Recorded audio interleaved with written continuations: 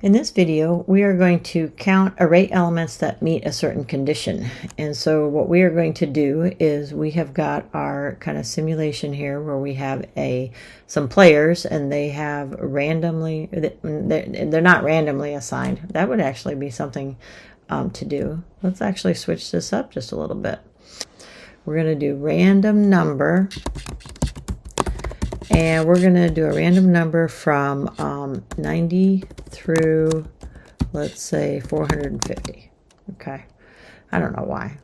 But that's, if I execute that, you're going to see random numbers assigned to my health points. So there's another way to assign values to an array, is using random numbers. And now what I'm going to do is determine if my squadron is healthy enough to battle. And so I'm going to determine that by finding all elements that are greater than 100. I no longer need my input, and I don't know what it's going to be. I don't have any idea what my answer is going to be here. But what I'm going to search for is players' health values that are greater than 100. If their health value is greater than 100, I'm setting that as my criteria for being healthy enough to battle. So if my player, so I have to process every player. So if my player's bracket index, which is going to be each player as I process, is greater than 100, I want to keep track of my healthy players. Healthy count is going to be healthy count. I cannot spell healthy today. +1. So I need to then create this variable, healthy count, and I am going to then add 1. What I'm going to do when I'm done then is just put my healthy number of healthy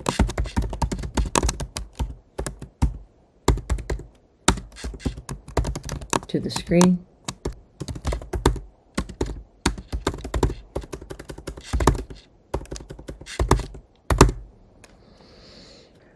Healthy count has to be declared as an integer because I'm keeping track of a count.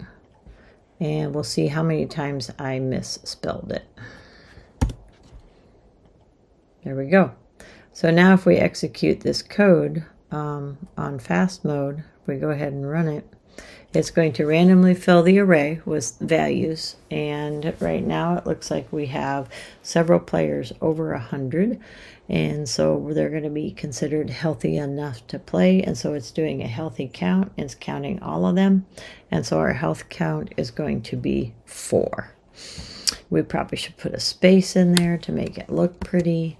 And maybe to make this more realistic, let's get a health count greater than 150 and just see what happens there. If we run our code, it's still 4. If I start again, run again, and now it's 3 because we have one person that is less than 150. So what this video shows you how to do is we learned how to do randomly fill an array. We also learned how to count players based upon a certain condition. And so we were having an if statement within of our for loop. We were processing the whole entire array, and then we were counting values that met a certain condition, and then we outputted them.